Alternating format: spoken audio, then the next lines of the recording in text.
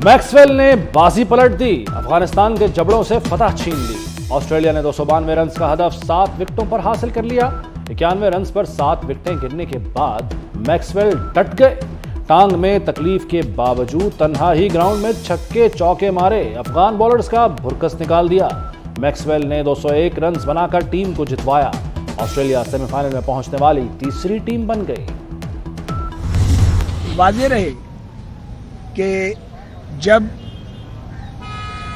PDM की पिछली हुकूमत में एमकेएम और पाकिस्तान मुस्लिम लीग नून ने आपस में मुज़ाकरात किए, उस वक्त भी हमने एक चार्टर पे दस्तखत किए थे और एक लार्जर अंडरस्टैंडिंग मौजूद रही है और ये डिज़ायर भी दोनों तरफ मौजूद रही है कि दोनों जमातें इंतखाबात में मिलकर हिस्सा लें। नवाज शरीफ का पहला मास्टर स्ट्रोक, मुत्तहदा को साथ मिला लिया। नून लीग और एमकेएम का मिलकर इलेक्शन लड़ने का ऐलान। मुत्तहदा वफ्द की लाहौर में नून लीग के कायद नवाज शरीफ से मुलाकात। साद रफीक कहते हैं कौमी इत्तफाक राय के लिए मिलकर इलेक्शन लड़ेंगे। फारूक सत्तार बोले मुश्तरका हिकमत अमली इख्तियार की जाएगी। मुस्तफ़ा कमाल ने कहा कि नवाज शरीफ खित्ते के सबसे सीनियर सियासतदान हैं। इत्तेहाद वजारतों के लिए नहीं, मसाइल के हल के लिए होगा। कराची दूध देने वाली गाय है, इसे चारा तो खिलाएं। हम सब ये जानते हैं मियां मोहम्मद नवाज शरीफ साहब इस रीजन के सबसे सीनियर पॉलिटिशियन कह रहे हैं लोग उनको रह भी। आज पाकिस्तान को हम ये रुदाद लेकर आए हैं यहाँ पर कि भाई इस मुल्क को बहुत ज़्यादा स्ट्रॉन्ग और मुश्किल फैसलों की ज़रूरत है। नून लीग और मुत्तहदा शिरो शक्कर। एमकेएम की मरियम नवाज को कराची से इलेक्शन लड़ने की पेशकश। इंतखाबी मुहिम भी एमकेएम चलाएगी। नवाज शरीफ ने मुत्तहदा मरकज के दौरे की दावत कबूल कर ली। कहते हैं एमकेएम से इश्तराक मुल्क व कौम को मसाइल से निकालने के लिए है। पाकिस्तान के हर इलाके की तरक्की हमारी तरजीह है। डबल स्पीड से काम करना होगा। ज़राअत, सनत और आईटी को फरोग देना है।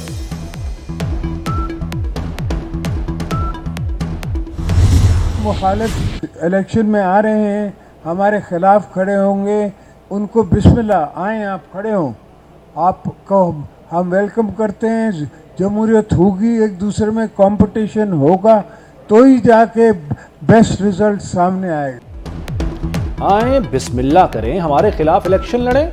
मफाहमत के बादशाह का सियासी हरीफों को वेलकम।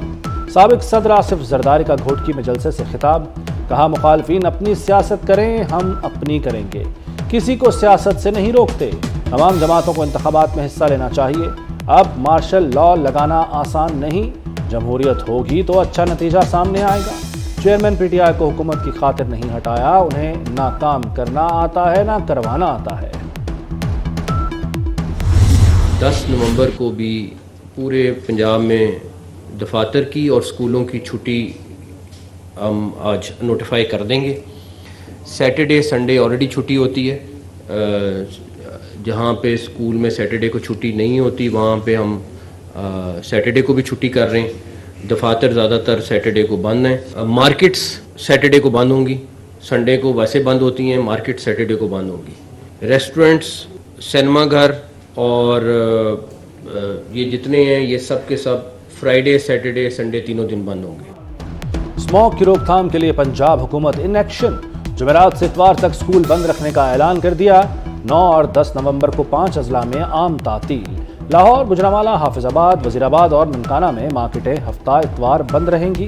जुमा हफ्ता इतवार पार्क, रेस्टोरेंट, सिनेमा घर बंद।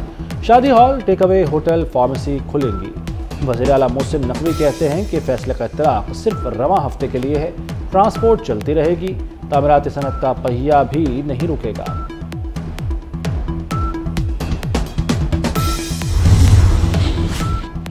एनडीएमए ने खतरे की घंटी बजा दी। रवां हफ्ते लाहौर, गुजरांवाला, फैसलाबाद में स्मॉग में इजाफे का खदशा है। मुल्तान और भावलपुर में भी स्मॉग का खतरनाक हद तक पहुंचने का इम्कान। सरगोदा, डीजी खान, साहिवाल डिवीजन भी स्मॉग की लपेट में आ सकते हैं। इस्लामाबाद, रावलपिंडी डिवीजन में एयर क्वालिटी इंडेक्स खराब होने का अंदेशा। शहरी बैरूनी सरगर्मियों को महदूद करें। बाहर जाते वक्त मास्क पहने, एनडीएमए की हिदायत।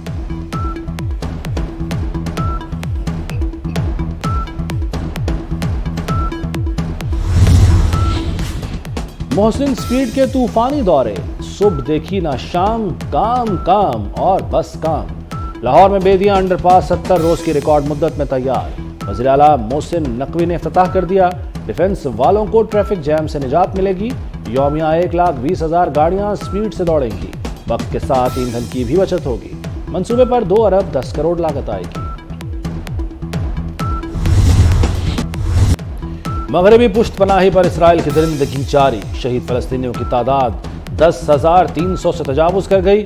شہداء میں 4,000 بچے اور 2,600 خواتین شامل۔ تازہ حملے میں صحافی محمد ابو حسیرہ اپنے خاندان کے 42 افراد کے ساتھ شہید ہو گئے۔ اسرائیل کی القدس اور کمال عدوان اسپتالوں کے قریب خوفناک بمباری۔ اسرائیلی وزیر اعظم نتنیاہو کا غزہ کی پٹی پر قبضے کا منصوبہ۔ یرغمالیوں کی رہائی تک جنگ بندی کا امکان مسترد کر دیا۔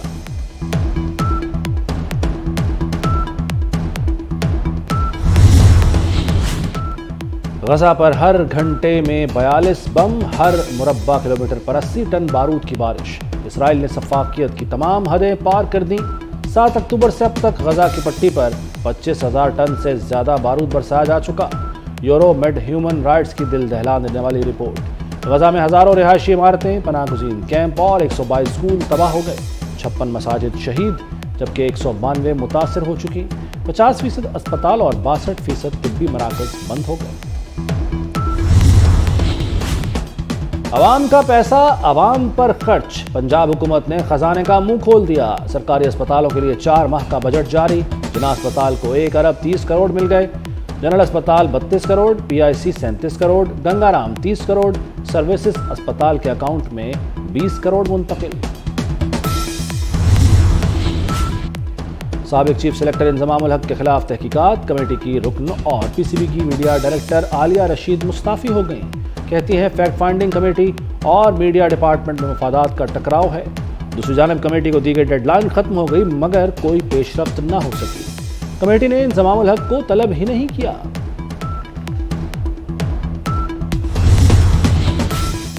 اور توصیف احمد قومی کرکٹ ٹیم کے عبوری چیف سلیکٹر بن گئے۔